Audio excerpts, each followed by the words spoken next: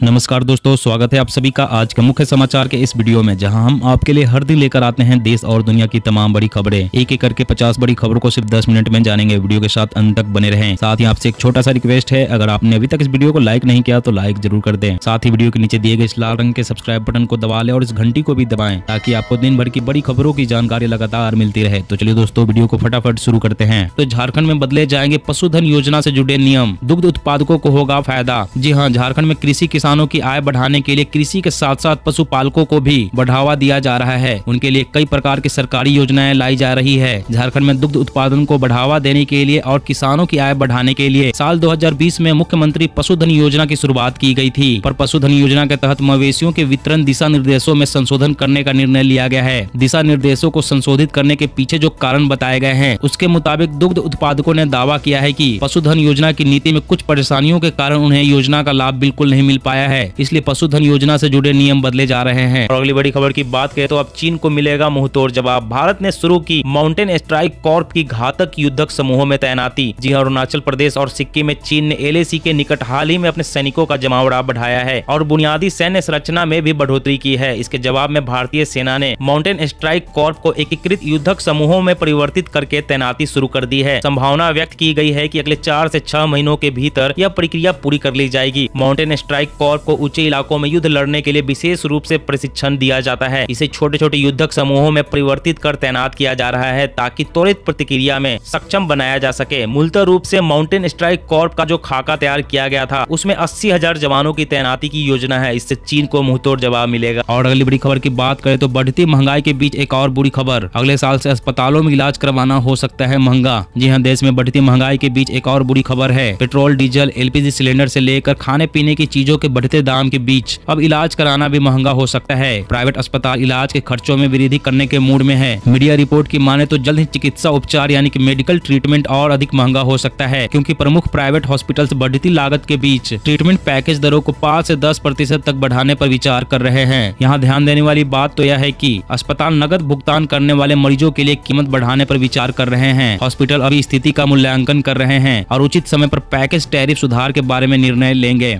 और अगली बड़ी खबर की बात करें तो मोदी सरकार की बड़ी पहल, महिलाओं की आय बढ़ाने के लिए बनाई खास योजना, 1 लाख रुपए तक की होगी कमाई। जहां केंद्र की मोदी सरकार ने महिलाओं की आय बढ़ाने के लिए खास पहल की है। इसके तहत ग्रामीण विकास मंत्रालय स्वयं सहायता समूह से जुड़ी महिलाओं को 1 लाख रुपए सालाना कमाने में मदद करेगा। महिलाओं की आर्थिक स्थिति बेहतर करने के लिए मंत्रालय 2 साल में स्वयं सहायता समूह से जुड़ी 2.5 करोड़ ग्रामीण महिलाओं को आजीविका सहायता उपलब्ध कराएगा। ग्रामीण विकास मंत्रालय ने कहा कि महिलाओं के 1 लाख रुपए वार्षिक आय के लक्ष्य को साकार करने के लिए घरेलू स्तर पर आजीविका गतिविधियों में विविधता लाने पर ध्यान दिया जाएगा। साथ ही कहा गया है कि देश भर में महिला स्वयं सहायता समूहों के लिए अलग अलग मॉडलों के आधार पर राज्य सरकार महिलाओं की आय बढ़ाएंगे। और अगली बड़ी खबर की बात करें तो कोरोना का पता लगाएगा अंधेरे में चमकने वाला मास्क, जाने वैज्ञानिकों ने कैसे किया तैयार। जी हाँ, कोरोना वायरस का पता लगाने के लिए अभी तक टेस्ट का सहारा लिया जा रहा है, लेकिन जल्द ही चेहरे पर लगाए जाने वाले मास्क के जरिए इस खतरनाक वायरस का पता चल जाएगा। दरअसल वैज्ञानिकों ने एक नया फेस मास्क तैयार किया है, जो अल्ट्रावायलेट रोशनी में कोविड-19 का पता लगा लेगा। इसके लिए शुतुरमुर्ग की एंटीबॉडी का इस्तेमाल किया गया है। माना जा रहा है कि इस खोज के जरिए अब घर पर ही कम लागत में कोरोना टेस्ट किया जा सकता है। वैज्ञानिकों ने इस पर एक ऐसे रसायन का छिड़काव किया है जो कोविड की मौजूदगी होने पर अल्ट्रावायलेट रोशनी में चमकने लगता है। रिसर्चर्स ने पाया कि जिन मास्क को कोविड संक्रमित लोगों द्वारा पहना गया था, वह मास्क नाक और चेहरे के पास चमक रहा था। ये मास्क कोरोना टेस्ट करने में बहुत मददगार साबित होगा। और अगली बड़ी खबर की बात करें तो किसी भी मंदिर की जमीन का मालिक सिर्फ भगवान होता है, पुजारी या सरकारी अधिकारी नहीं, सुप्रीम कोर्ट। जी हाँ, सुप्रीम कोर्ट ने अपने एक अहम फैसले में कहा कि किसी भी मंदिर की जमीन पर सिर्फ भगवान का मालिकाना हक होता है, पुजारी या किसी सरकारी अधिकारी का नहीं। साथ ही सुप्रीम कोर्ट ने मध्य प्रदेश सरकार की उस अधिसूचना पर भी अपनी मुहर लगा दी, जिसमें कहा गया था कि मंदिर की जमीन का मालिक उस मंदिर का पुजारी नहीं हो सकता है। पुजारी अपना अधिकार बना लेते हैं, सरकारी कागजात पर भी पुजारी का नाम लिख दिया जाता है, उसके बाद पुजारी अपनी मर्जी से मंदिर की जमीन को बेच देते हैं। इसलिए मध्य प्रदेश सरकार ने अधिसूचना जारी की है कि मंदिर के जमीन पर पुजारी का मालिकाना हक नहीं होगा। पुजारी का काम सिर्फ मंदिर और उसकी जमीन का देखभाल करना है। और अगली बड़ी खबर की बात करें तो रेल यात्रियों के लिए खुशखबरी, आज से सस्ता हो जाएगा टिकट। यात्री अनरिजर्व टिकट पर भी यात्रा कर सकेंगे। जी हाँ, आज से ट्रेनों का टिकट सस्ता हो जाएगा। आज से 31 ट्रेनों में यात्री अनरिजर्व टिकट पर भी यात्रा कर सकेंगे। आपको सफर के लिए रेलवे को कम भाड़ा देना होगा। दरअसल कोरोना काल में भारतीय रेलवे ने रेलवे की अनारक्षित बोगियों को भी आरक्षित कर दिया था। इस व्यवस्था के कारण यात्री बिना आरक्षित टिकट के अपनी यात्रा नहीं कर सकते थे, लेकिन आज से रेलवे पहले पहले जैसी व्यवस्था फिर से बहाल करने जा रहा है। इसके साथ ही भारतीय रेलवे ने उन सभी ट्रेनों को फिर से बहाल करने का आदेश दिया है जो कि कोरोना महामारी से पहले पटरियों पर दौड़ रही थी।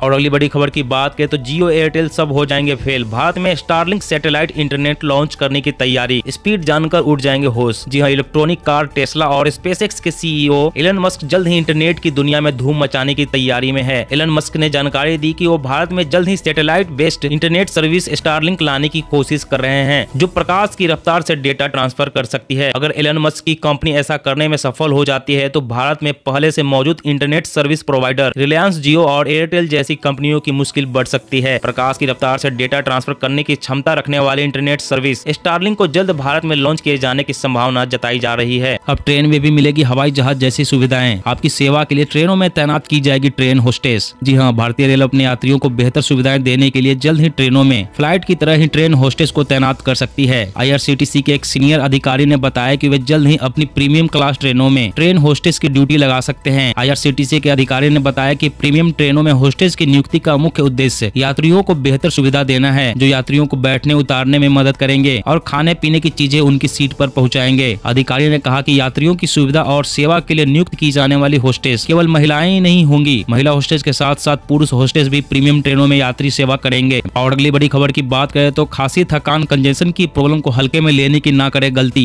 हो सकते हैं ओमिक्रॉन के लक्षण। जी हाँ, कोरोना के नए वेरिएंट ओमिक्रॉन के प्रमुख लक्षणों के बारे में ज्यादा से ज्यादा जानकारी मिल चुकी है। अमेरिका के रोग नियंत्रण केंद्र के मुताबिक खांसी, सीने में जकड़न और थकान जैसे लक्षणों को बिल्कुल भी नजरअंदाज ना करें क्योंकि ये नए वेरिएंट का असर हो सकता है। तो इनमें से कोई भी समस्या होने पर अपना खास तौर से ध्यान रखें। देश में भी जिन लोगों में ओमिक्रॉन के लक्षण पाए गए हैं इनमें से 3/4 से ज्यादा लोग पूरी तरह से वैक्सीनेटेड हैं। बीमारी के प्रमुख लक्षणों में खांसी, सीने में जकड़न व थकान आदि के बाद किसी की मौत की सूचना नहीं है। ऐसे में कोविड प्रोटोकॉल का पालन करना बिल्कुल इग्नोर ना करें। मास्क लगाएं, सैनिटाइजेशन जारी रखें और 2 गज की दूरी का पालन करते रहें। और इनमें से कोई भी लक्षण नजर आए तो तुरंत आइसोलेट हो जाए। और अगली बड़ी खबर की बात करें तो खिलौने, हेलमेट और एसी सहित कई प्रोडक्ट्स की क्वालिटी होगी और पक्की, टेस्टिंग सुविधा बढ़ाएगी सरकार। जी हाँ, आने वाले दिनों में जब आप खिलौने, हेलमेट, एसी और कई दूसरे सामान खरीदेंगे तो उसकी क्वालिटी और बेहतर होगी। दरअसल नेशनल टेस्ट हाउस घरों में इस्तेमाल होने वाले कॉस्मेटिक, इलेक्ट्रॉनिक कंज्यूमर आइटम और डिजिटल अप्लायंस के जरिए नैनो टेक्नोलॉजी में पहल करने की तैयारी कर रहा है। NTH अपनी टेस्टिंग सर्विस का दायरा बढ़ाने जा रहा है। इसमें package drinking water, electric vehicle battery testing service, LED testing service और सोलर पैनल टेस्टिंग आदि शामिल करेगा। सरकार की इस पहल से MSME इंडस्ट्री और विक्रेता को मदद मिलेगी और सरकार की ई-कॉमर्स पोर्टल जेम पोर्टल पर पेन से लेकर ट्रांसफार्मर तक की क्वालिटी में सुधार आएगा। और अगली बड़ी खबर की बात करें तो साइबर अपराध पर रोक लगाने को यूपी पुलिस ने कसी कमर, हर थाने में स्थापित होगी हेल्प डेस्क, DGP ने दिए आदेश। जी हाँ, उत्तर प्रदेश में साइबर अपराधों को जल्द ही निपटाने के लिए राज्य की योगी आदित्यनाथ सरकार ने बड़ा फैसला किया है। अब राज्य में साइबर क्राइम के मामले में अब पीड़ित को पुलिस की मदद के लिए भटकना नहीं पड़ेगा क्योंकि अब राज्य के हर थाने में जल्द ही साइबर क्राइम हेल्प डेस्क स्थापित किया जाएगा। राज्य के DGP ने इसका आदेश जारी कर इस महीने के अंत तक थानों में डेस्क बनाने का काम पूरा करने के निर्देश दिए हैं। दरअसल देश के साथ साथ ही राज्य में भी साइबर अपराध तेजी से बढ़ रहे हैं। साइबर अपराधों में सबसे ज्यादा धोखाधड़ी और सोशल मीडिया के जरिए किए जाने वाले अपराध हैं। लिहाजा राज्य के योगी सरकार ने अपराधियों को सजा दिलाने के लिए हर थाने में साइबर क्राइम डेस्क स्थापित करने का फैसला किया है।